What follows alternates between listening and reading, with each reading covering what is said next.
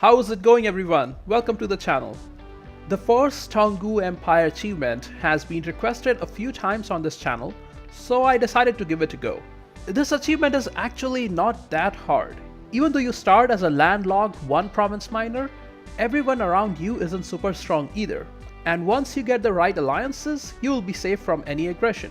Even aggressive expansion isn't a huge problem. You can pace it out fairly well since you have until 1500 to complete the achievement. The initial economy is very weak though, and it remains that way until you get some trade centers under you, which takes a while.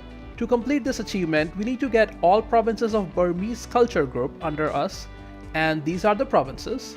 There aren't that many, and they are spread out enough that conquering them doesn't generate ridiculous amounts of AE. Providing a good guide for this achievement is hard because you are surrounded by so many nations that your wars will depend entirely on alliances around you, and finding that opportune time when someone is busy with another war. So I will provide a broader perspective here for alliances, key targets, and sequence of wars, and we'll go over my playthrough and see how my run played out. Set your national focus on military and leave it there for all game. Send your merchants to Burma and Bengal trade node and set them on improved relations. Make your heir into a general. His stats are terrible and he must die. You can also make your king a general or roll a new one. Either way, a general with preferably 3 siege pips will make the game much more manageable. In my game, I had 2 siege pips generals, which helped a lot. But also there were a couple of times when I could have lost the war because my siege wasn't fast enough compared to enemies. Getting a 2 siege general is not hard though, so you can reroll till you get one. There are many level 3 forts around here, and that's why you need a good siege general. Without it, it's near impossible unless the dice rolls really favor you. Most of the time, it will be a race between who sieges the capital first.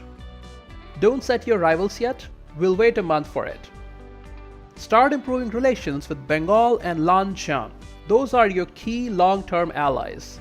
They are big enough that will deter anyone to attack you, and they don't have any provinces you need for this achievement. Well, actually that's not true. You need 1 province from Bengal, but we will leave that for the last when we are big enough to take over Bengal. Till then, they are our best friend. One of your neighbors, Prom, is the best first war target. They are 1 province miner with only a level 1 fort, which means you can finish the war quickly. Also, conquering the province completes the mission and gives claims in the area that we need to take provinces from. It's very handy, but your war will depend on their allies. If they are just allied to someone small, say Lan Na, you can take them both easily. But if they have bigger allies, like in my game, they were allied to Lan Na and Ayutthaya, so there was no way I was attacking them at the start. But if you get lucky and conquer Prom early, you can start targeting any other nations you have claim on. You can also fabricate on Pegu and play the wait and watch game for the next favorable opportunity. But if your game is like mine and you can't attack Prom, then I would recommend going after your overlord Ava directly. They usually have only a minor ally which you can take on. This is a difficult target though. Their army is bigger and they have a level 3 fort, so you can't even siege it down without going over your force limit. You might find a better target such as Monglai, but again, it will depend from game to game. In my game, they had good allies, so I decided to go for Ava. First of all, start spy network construction on them, then refuse to give them any tribute. This should make them cancel the tributary status in a year or so. They also start with a royal marriage with us, which is annoying. You'll just have to take the 1 stab hit. As soon as you have the claim and the tributary status is broken, declare war on them. Get an army of 10. The war will be slow and you will lose a lot of money, but you should be able to get close to 100% war score eventually. In this war, get provinces that neighbor as many nations as possible, and some money so you can pay your loans. You can leave their capital for now as it's fairly high dev and will generate a lot of AE. After this war, bankruptcy was already looming for me, but I got some money from war and now I had bigger loan amounts because of new provinces. So I was able to pay off a lot of loans. The next war is a bit tricky too. I waited till my course were done while fabricating on Kalay. I already had Bengal and Lanjiang as allies at this point as I was big enough now, plus 1 another minor ally. The reason I wanted to attack Kalay next is because they were allied to Mong Quang, whose provinces you need for this achievement too. My goal was to vassalize them so I can save some admin points. This war actually was a bit too close for comfort for me. I was almost full siege, which would have meant minus 100% war score and I would have lost the war. One of the things that kept me alive was the defensive edict that I switched on in my capital province. It's only a level 1 capital fort, so it's not hard to siege down. But an added 33% defensiveness means their siege phases were longer, which gave me enough time to knock out a couple of allies. I did manage to vassal Mong Quang and full annex Calais. So now I had more provinces next to nations I needed to conquer for this achievement. This long war had just finished and I had a lot of loans.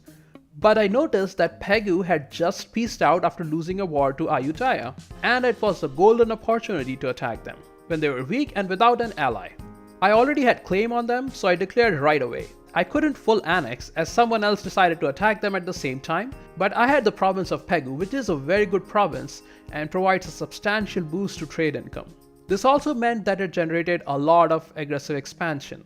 So at the end of this war, I decided to lay down for a bit. I was still losing a bit of money thanks to my greedy ruler and a bad event with minus 10% tax modifier. So it's only 1458 and I was feeling good. I knew at this point I would be able to complete the achievement. I had enough provinces and I was neighboring a lot of nations and I had 2 solid allies. Well, one of my allies was expanding too fast and was a target of a coalition at this point, which was a bit concerning as I certainly didn't want to get called into it. They were eventually attacked by the coalition, but by this time the coalition only had a couple of nations. So the war was easy and I earned some nice favors from my ally. This was also when the super rich Bengal decided to subsidize me, which is another reason to always ally Bengal. And now I was making money. In the next war, I took the province of Manipur as that completed another mission and gave me more claims, although not very useful for this achievement. And now I also had a coalition against me. Although it wasn't strong and I wasn't really worried about it. It just meant I couldn't attack any of those nations right now. Next, I started annexing my vassal. Although in hindsight, I could have waited closer to 1500 as the vassal was giving me some extra force limit. But I didn't have anything else to do as I wanted to lay low for a bit so the AE would die down.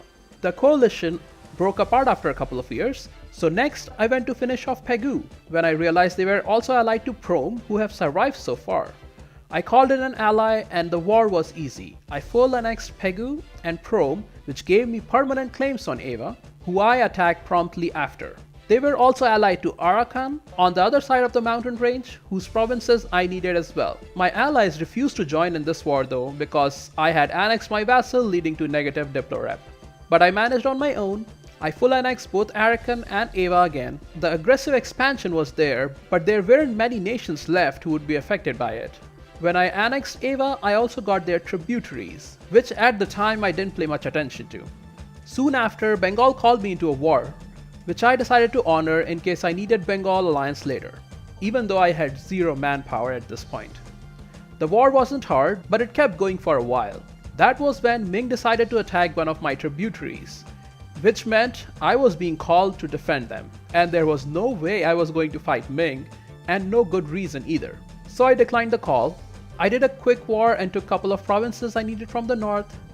Then I wanted to attack Ayutthaya next to take the coastal Burmese provinces. That's when I noticed they were a tributary of Ming. I have no idea how that happened when they are not neighbors, because I tried to become their tributary and it showed a minus 1000 modifier because we were not neighbors. So now I had to do another war over a tiny nation so I could get a border with Ming. Right after that, my ally Lanzhang was attacked by Ayutthaya and I was called into the defensive war. Sometimes RNG works in your favor. I gladly accepted and started sieging down the Ayutthaya provinces I needed. Then I separate pieced them out. My allies in war were not happy, but I had enough favors with Lanzhang that I could raise the trust and separate peace and still keep the alliance. It was 1488 and I had all the provinces I needed except one. And to ensure my achievement run was a success, I improved relations with Ming till he would accept my tributary status now that I was bordering him. So now I was tributary of Ming, giving me defensive protection, and the only province I needed to complete the achievement was in Bengal. I could have attacked them straight away, but I had 0 manpower and they're fairly rich. I could have just taken a ton of loans and worked up and won, but I had just broken up my alliance with them and was waiting on the truce timer. So I improved relations with one of Bengal's rivals, Jaunpur, till we were allies. It was also during this time that I managed to pay off all my loans. It actually felt really good, given how many loans I had taken during this run and how close I came to bankruptcy once. Final war was against Bengal and I called in Jaunpur with promise of land. It was quick and easy as I just wanted one province from them. So 1495 and I had my first Toungoo Empire. And it looks rather good, I like that color. The best part about this run is that my game is in really good shape. I only have 3 loans and I am making money. My inflation is only 6%, which is very manageable. My corruption is only 3. I actually did not debase my currency once in this run. I have a couple of very strong allies while I still have room to expand. The only problem is my tech, where I have 43% tech penalty and only level 3 admin and diplo tech, while military tech is level 8. I was using all my diplo points on buying down war exhaustion and admin points on coring and stability boost when my rulers died. But despite this being a timed achievement run, I can actually play this campaign like an almost normal one. I could hire advisors, then dump monarch points to develop institution and eventually catch up on tech. So clearly this achievement can be done a lot sooner if you go extra hard at it, and maybe I'll give that a try someday. This run was a lot of fun though, more because of how relaxed it felt. Most timed runs are fairly hectic where you need to plan ahead a lot, but this run was pretty mellow and I really enjoyed it a lot.